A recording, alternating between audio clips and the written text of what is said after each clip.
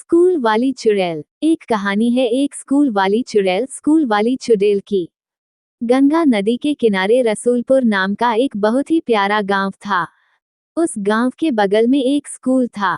उस गांव के बच्चे रोज स्कूल में जाते, अच्छे से मन लगाकर पढ़ाई करते, खेलते कूदते और खुशी खुशी अपने घर आते। एक दिन उस स्कूल में एक नई टीचर आई। उसका नाम नीतू था। देखने में बहुत सुंदर थी लेकिन थोड़ी गुस्से वाली भी थी। बच्चों को जब पढ़ाने लगती थी तो बच्चे एकदम से डर जाते थे।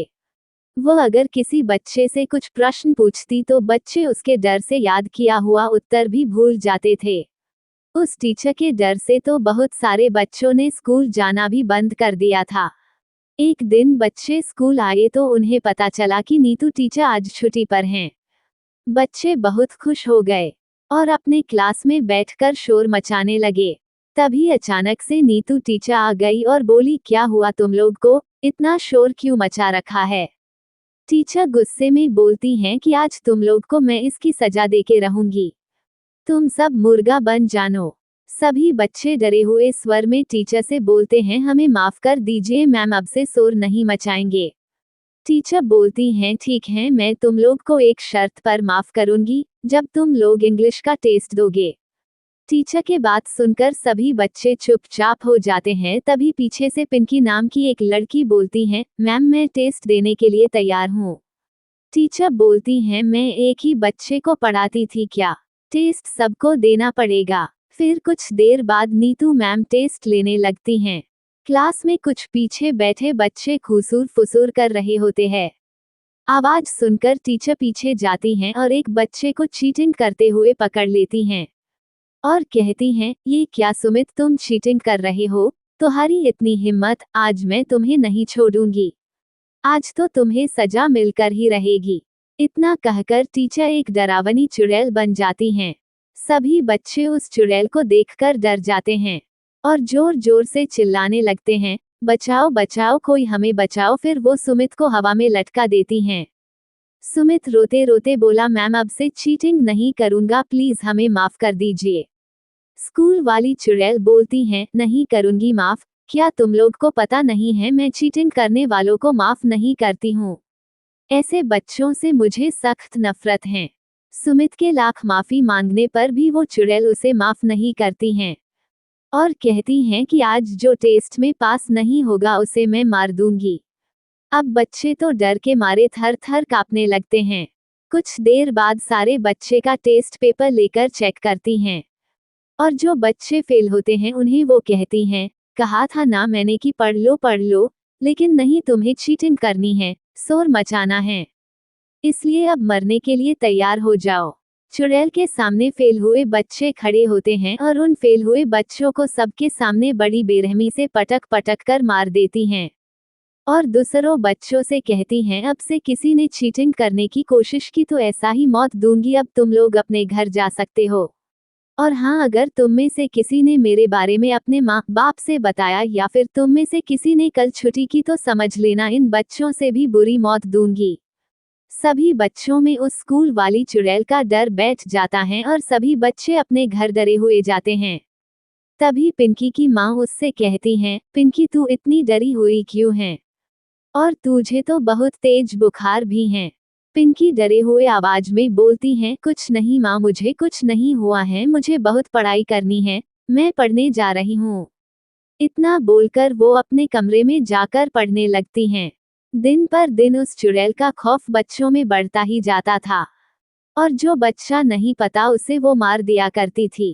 कुछ बच्चे उस बात को दूसरे टीचर से बताने की कोशिश करते हैं, लेकिन फिर ये सोचकर डर जाते हैं कि उस चुड़ैल को पता चल जाएगा तो वो हमें भी मार डालेगी, इसलिए चुपचाप डरे हुए अपने क्लास में चले जाते हैं। एक दिन क्लास में सभी बच्चे पढ़ रहे थे कि एक चीकू नाम का लड़का क्लास के अंदर आता है और पीछे वाले बेंच पर बैठ जाता है। तभी पिंकी उसके पास जाकर बोलती हैं, अरे चीकू, तू क्यों आया यहाँ पर, जा और भाग जा यहाँ से। चीकू बोलता है, क्यों भाग जाओ, और तू इतनी डरी हुई क्यों है। पिंकी बोलती हैं, वो देख तेरे पीछे चुड़ैल। चीकू जैसे ही पीछे देखता है वैसे ही उसकी सांस अटक जाती हैं और वो भागकर स्कूल के दूसरे कमरे में जाकर छुप जाता है और तभी स्कूल वाली चुड़ैल वहां पहुंच जाती हैं और चीकू को देखकर हंसने लगती हैं। आखिर तू आ ही गया, मुझे तेरा ही इंतजार था। अब तू ज्यादा देर तक जिंदा नहीं रह सकता। चीकू डरते हुए बोलता है, मैडम आप जिंदा हैं, आपको तो हमने मार डाला था। चुड़ैल बोलती है, हाँ तूने और तेरे बाप ने मिलकर मार डाला था। तेरे बाप को तो मैं पहले ही मार दी थी, अब तू मरने के लिए तैयार हो जा। चीकू चुड़ैल से विनती करता है, मैडम मुझे छोड़ दीजिए, अब से मैं मन लगाकर पढ़ाई करूंगा। चुड़ैल बोलती है, क्यों, तूने और तेरे बाप ने छोड़ा था मुझे उस दिन जब मैं दोनों के आगे गिड़गिड़ा रही थी? नहीं ना? तो अब तुझे मरना ही पड़ेगा। इतना बोलकर चुड़ैल उसे वहीं पर पटक पटक कर मार देती है।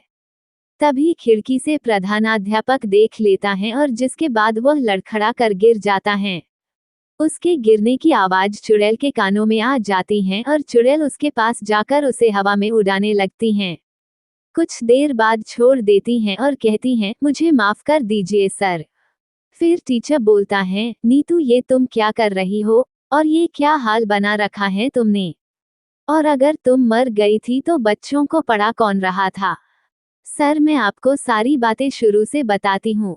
1 महीना पहले की बात है। एक दिन मैं क्लास में बच्चों को पढ़ा रही थी, तभी पीछे बैठे बच्चे शोर मचा रहे थे। इनमें से एक चीकू भी था, जिसे मैं क्लास में सबके सामने कहा, चीकू क्या है ये, तुम इतना शोर क्यों मचा रहे हो? थोड़ा पढ़ाई कर लो, आगे भविष्य में तुम एक अच्छे आदमी बन जाओगे। चीकू बोलता है, मैम पढ़ लिख कर करना क्या है, पैसे ही कमाना है ना? पर आप उसकी चिंता मत करो। मेरे पापा के पास इतना पैसा है कि बड़े बड़े स्कूल को खरीद सकते हैं और आपको भी। इतना सुनकर मुझे गुस्सा आ गया और मैं चीकू को एक थप्पड़ लगा दी। चीकू गुस्सा में बोलता है, आपकी इतनी हिम्मत, आपने मुझे मारा चीकू को? आप मुझे सिखाएंगी? आप जानती नहीं है मेरे पापा कितने अमीर हैं। अभी मैं अपने पापा को बताता हूँ, फिर देखना आपका क्या हाल होता है। नीतू मैडम बोलती हैं, क्या हाल करेगा, बता मुझे क्या करेगा। इसी बात पर एक और थप्पड़ लगा देती हैं, जिसके बाद क्लास में चीकू की बहुत बेइज्जती होती है और सब बच्चे उस पर हंसने लगते हैं। सारे बच्चों का हंसना देखकर चीकू को बहुत बुरा लगता है और वह अपने घर जाकर अपने पिता से रोते रोते कहता है, पापा पापा उसने मुझे बहुत मारा। देखिए उसने मुझे मार मार कर क्या हाल कर दिया है। उसके पापा ने चीकू को ऐसी हालत देखकर गुस्से से पूछा, किसकी इतनी हिम्मत हो गई जिसने मेरे बेटे को हाथ लगाया? चीकू बोलता है, पापा वो मेरी क्लास की गंदी सी टीचर नीतू मैम ने मुझे मारा। बस इतनी सी बात पर कि मुझे पढ़ने का मन नहीं करता। चीकू के पापा कहता है, इतनी सी बात के लिए उसने मेरे बेटे को इतनी बेरहमी से मारा। अब मैं उसे जिंदा नहीं छोड़ूंगा। इतना कहकर चीकू और उसके पापा स्कूल में पहुंच जाता है और नीतू मैडम से कहता है, तो तू है नीतू जिसने मेरे बेटे को मारा? नीतू मैडम बोलती हैं, हाँ मैं ही हूँ। आपके बेटे ने मेरे से इतनी बदतमीजी की थी कि मुझे उस पर हाथ उठाना ही पड़ा। क्या ये सब आप सिखाते हैं उसे गुंडागर्दी? मैडम के बातें सुनकर चीकू के पापा को गुस्सा आ जाता है और उससे कहता है, तूने मुझसे और मेरे बेटे से उलझकर बहुत बड़ी गलती की है, जिसका हिसाब अब तुझे चुकाना ही पड़ेगा। नीतू थोड़ा डर जाती हैं और कहती हैं कि क्या मतलब? तब तक चीकू के पिता नीतू मैडम के सर पर एक डंडा से मार देता है और नीतू मैडम नीचे जमीन पर गिर जाती हैं और उसके पेट में चाकू घोंपकर मार देता है। नीतू मैडम उस सर से कहती हैं, सर इसमें मेरी कोई गलती नहीं थी।